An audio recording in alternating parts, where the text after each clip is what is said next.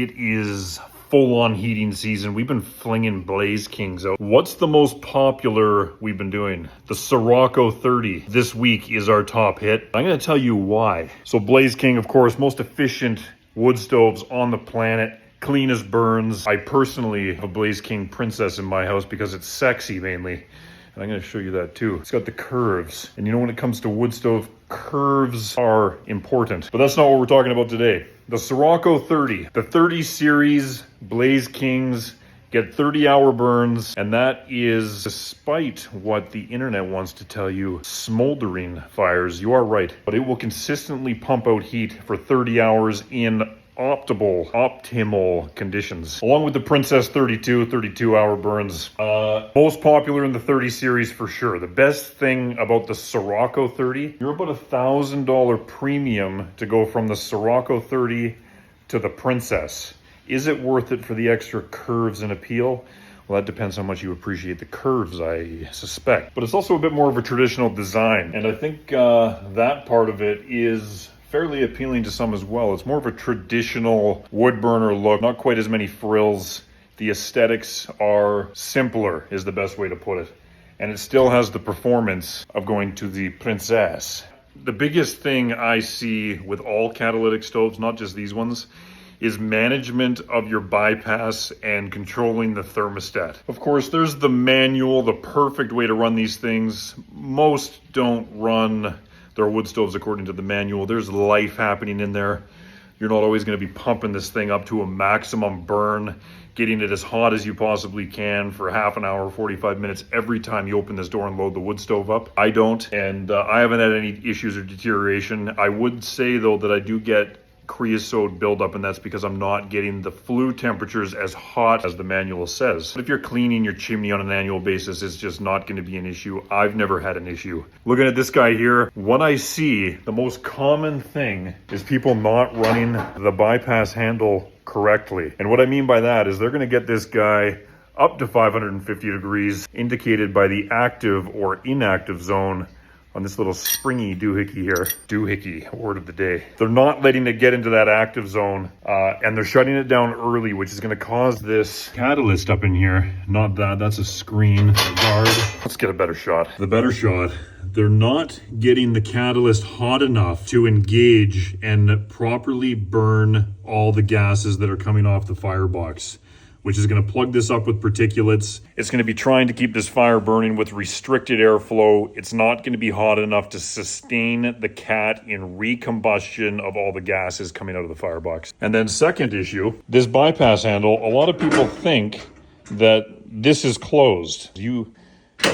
If it ain't clunking, it ain't funkin'. I don't know, it just rhymed. If it doesn't clunk, it's not engaged. Maybe that's putting it a better way. There's a little cam in here. Let's get you an inside shot. Right inside there. It's offset to this guy, and you can see it has a little cam action in there that is going to engage, lock in, and hold the bypass door rock solid closed. And that's important because you don't want to be trying to get the airflow in your stove go multiple directions. And what I mean by that is if secondary gases and all that heat is wanting to drive the airflow up over the glass, through the cap, re-engaging, getting all this steel up in the head of this thing, smoking hot, which is where most of the heat is going to be taking place in the secondary burn. It's going to be trying to draw through this guy, which is your bypass door. And you can imagine what the airflow would do if it's trying to draft back here and up here. It's going to superheat the gases back here, cause deterioration, also not be burning effectively in the cat. And you're going to get an inefficient burn out of your Blaze King. Everybody's coming along here and they're going, I'm going to close my bypass and make it super efficient. And they just do that. Again, if it ain't clunking, it ain't funkin'. The next thing is managing your temperature on the Blaze King. You're going to get to know your stove intimately, I always say. And by that, I mean there is a sweet spot on your thermostat. Now, there's no power required for this. All this is doing is controlling a bimetal spring, a coil spring over here. Let's cut to the bimetal spring because I have it open on the King. Take a look at this guy. So there is fully closed. That is fully open. As this thing heats up, it's going to automatically close. That coil is going to want to put pressure on that, close the damper down, which will limit the airflow into your stove. The reason these are so efficient is because all it needs is additional air, and it's gonna add to the combustion and the flow for burning the secondary gases. There is way less airflow and movement of air inside these stoves, which is what allows it to really simmer down, lock in that notorious 30-hour burn time on your Blaze King. What to expect when you fire your Blaze King up for the first time might feel a little bit off. The door gaskets are extraordinarily tight to begin with, and you want them to be. As they set in, heat up, you do the first couple fires, and you use your door, it's gonna press these gaskets in nice and tight, and it's gonna lock right into the frame of the door. So don't be concerned about that.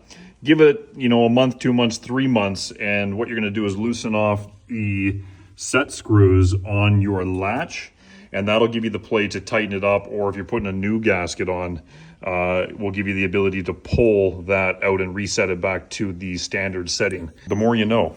I'm gonna have to figure out why that handle fell off. That's not good for a Blaze King advertisement. Maybe I stole spare parts. Believe it or not, I steal a lot of parts off these guys on the showroom floor. The more you know. Next thing I'm gonna say, pedestal or legs. Everybody comes in here thinking they're gonna use that pedestal and ash drawer. I say nay. What I hate about the pedestal and the ash drawer is that when you use this and you sweep the ash from that little black hole under there underneath the little screen guard into the bottom, you're getting ash and soot and crap and grit all over the inside of your stove. There's nothing you can do about it. It's going to be coating in here. It's going to be popping out from underneath the seals if you leave any ash in here. It's a little protection to make sure you don't drop hot ashes in there and start a fire on your hardwood floor. So it is safe in that regard. I've just never been a big fan of using that. I just don't recommend it. Some people love it and swear by it, but you always end up with the airflow moving in here and the heat, and you're going to get like ash soot marks coming out the corner of your ash drawer. But alternatively, I love the look of the pedestal. It really elevates the stove up. It looks way more solid than the legs, in my opinion. It's really going to come down to personal preference, because there is also a price tag attached to having the pedestal and ash drawer. All in all, the Sirocco 30s are best seller this week, and there is no question in my mind why it has been the best seller this week. It often is a close contender to the Princess for us, and believe it or not, the bestseller is the baby sister to the Blaze King Sirocco, the 20.2. And hits a great price point, still heats up to, I want to say it's 2,200 square feet, might be less than that, might be 1,800, I'd have to double check the manual. But it's a great heater, and the other side to that is you don't want to put too small of a stove in a big heating space, unless you have backup heat, because it's just going to be demanding too much out of that 20 series. These guys can really be used as a primary heat source in a house of substantial size.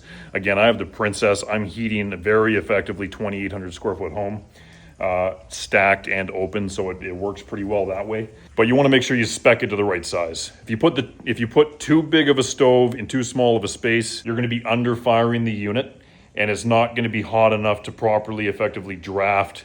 You will get crazy long burn times though, so there is something to be said about that. But that comes with more maintenance, more creosote, all that kind of thing. Key pro tip, always size your Blaze King catalytic stove to the size and heat requirements of your house. There's a lot of questions with that, like old houses, you should have a bigger stove. Brand new houses, you should have a fresh air supply. You got airtight houses that aren't moving a lot of air. Bring in an air supply, even though it diminishes the effectiveness of the wood stove at the end of the day, because it's introducing cold air into a system that's driven by heat. So it's going to be working way harder, drawing more, but it also has that air supply to keep up with the combustion. Alternatively, you got a leaky old house, might want to consider upsizing, because you're going to have that heat loss. You're also going to have the air seepage leakage between your doors, windows, siding, chimney in a lot of cases. Free access for air to move around your house. Oversize that puppy. Go with the 30. Go with the King if you can handle it. But there you go. Blaze King Sirocco 30, our best selling of the week. Hope that helps you this fall, this winter, this heating season. Fireplaces by Cameron, always here to back you up on the Blaze King wood stove information. Like, follow, subscribe, comment, rip at me because I don't know what I'm doing in the wood stove industry. I am new, so you know the hell, I don't know everything, but I know enough how to run my Blaze King, and I wouldn't go any other direction with a wood burner. Have a great day.